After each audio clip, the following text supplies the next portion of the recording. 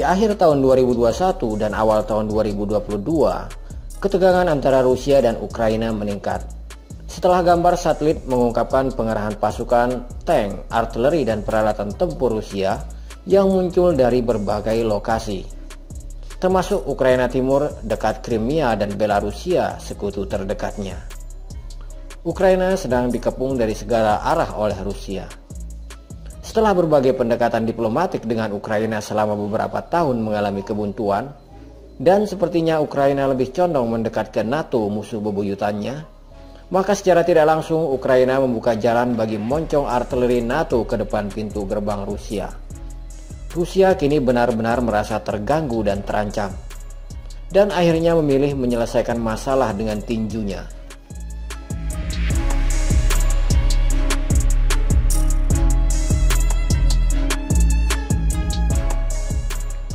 Untuk bisa memahami dengan baik penyebab konflik Rusia-Ukraina ini, ada baiknya kita kilas balik ke masa lalu, yaitu pada masa Perang Dunia Kedua berkobar. Saat itu kekuatan besar dunia terbagi menjadi dua kubu, yaitu blok poros atau Axis Power yang terdiri dari Jerman, Italia, dan Jepang, serta beberapa negara lainnya yang menjadi pemicu perang besar. Dan blok sekutu yang terdiri dari AS, Uni Soviet, Inggris, dan Prancis sebagai lawan tandingnya. Pada akhirnya Perang Dunia Kedua dimenangkan oleh blok sekutu. Setelah Jepang bertekuk lutut akibat bom atom di Hiroshima dan Nagasaki, Jerman menderita kekalahan di berbagai wilayah, dan rejim fasis Italia telah hancur. Setelah Perang Dunia Kedua berakhir dan musuh bersama mereka hancur, negara-negara sekutu tersebut saling bersaing untuk menjadi negara adidaya. Persaingan mereka tidak hanya dalam politik dan militer, bahkan dalam ekonomi. Inilah yang menyebabkan Uni Soviet dan AS terlibat perang dingin. Akhirnya Eropa pecah menjadi dua kubu, yaitu blok barat yang dipimpin oleh AS mendirikan aliansi militer bernama NATO, sedangkan blok timur dipimpin oleh Uni Soviet mendirikan aliansi militer bernama Pakta Warsawa. Sayangnya pada 1991 Uni Soviet bubar bersama aliansi militernya Pakta Warsawa karena kebijakan-kebijakan penguasanya kala itu, yaitu Mikhail Gorbachev, dan terpecah menjadi 15 negara bagian. Dan di tahun itu juga Ukraina memerdekakan diri dari Uni Soviet melalui sebuah referendum.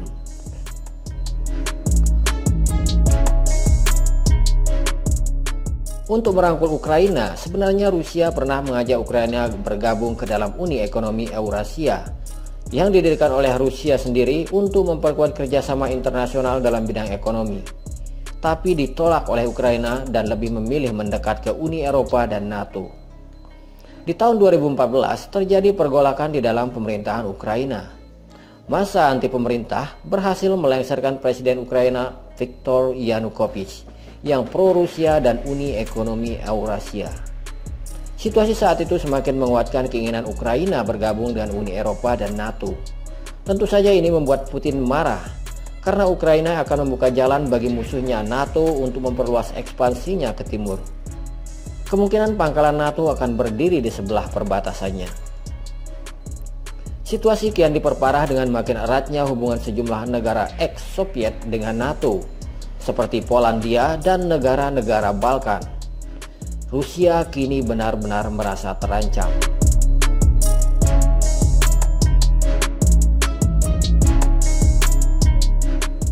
Saat Yanukovych jatuh, Rusia menggunakan kekosongan kekuasaan untuk mencaplok Crimea di 2014. Dan para militer yang menentang Ukraina dan didukung Rusia merebut sebagian wilayah Donbas di tenggara Ukraina, yang terdiri dari Luhansk dan Donetsk, yang akhirnya memicu perang regional.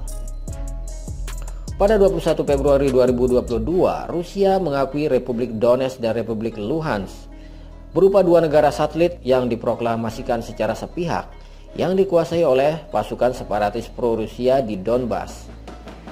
Keesokan harinya, Dewan Federasi Rusia mengizinkan penggunaan kekuatan militer di luar perbatasan Rusia, dan Rusia pun mengirimkan pasukan ke dua wilayah tersebut.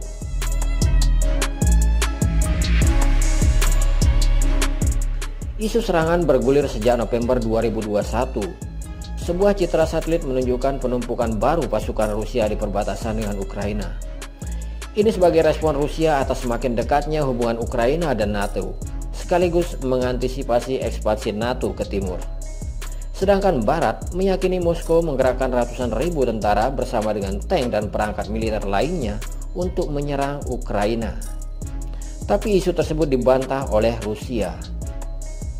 Melihat ketegangan semakin meningkat yang akan membahayakan stabilitas keamanan di Eropa, Presiden Prancis Emmanuel Macron dan Presiden Turki Erdogan mendorong negosiasi antara keduanya. Tapi upaya tersebut tidak membuahkan hasil. Rusia mengajukan tuntutan keamanan yang terperinci kepada Barat. Salah satu poinnya, meminta NATO menghentikan semua aktivitas militer di Eropa Timur dan Ukraina.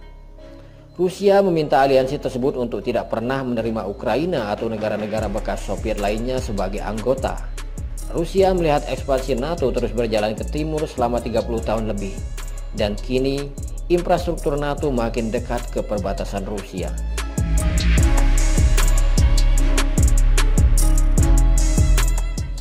Putin menuduh Barat sengaja menciptakan ketegangan di perbatasan dengan terus-menerus menyebarkan informasi akan ada invasi Rusia ke Ukraina di saat Rusia tengah mengupayakan diplomasi. Sebenarnya tidak ada yang terjadi dan kami tidak berniat untuk menyatakan perang terhadap Ukraina. Tolong, jangan salah paham. Kami justru menganggap Ukraina sebagai saudara kami. Memerangi Ukraina adalah gagasan yang tidak masuk akal bagi kami. Kami siap untuk bekerja sama lebih jauh. Kami siap untuk masuk ke jalur negosiasi, ujar Putin.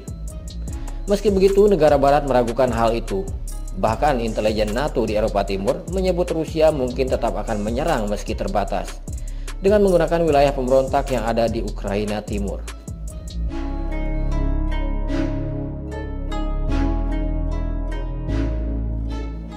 Pada 24 Februari 2022, Rusia akhirnya menginvasi Ukraina. Invasi tersebut telah mengakibatkan puluhan ribu kematian di kedua sisi. Ini telah menyebabkan krisis pengungsi terbesar di Eropa sejak Perang Dunia Kedua. Sekitar 8 juta orang Ukraina mengungsi dari negara mereka pada akhir Mei, dan lebih dari 7,9 juta meninggalkan negara itu pada 3 Januari 2023. Para ahli percaya Putin melakukan ini untuk tujuan memaksa perubahan di Ukraina. Rusia ingin kepemimpinan Ukraina diganti menjadi pro-Moskow, meski Putin sendiri mengklaim sebaliknya. Dalam esai yang panjang yang dimuat Putin di Juli 2021, ia sempat menyebut Rusia dan Ukraina adalah satu orang. Barat telah merusak Ukraina dan menariknya keluar dari orbit Rusia melalui perubahan identitas yang dipaksakan.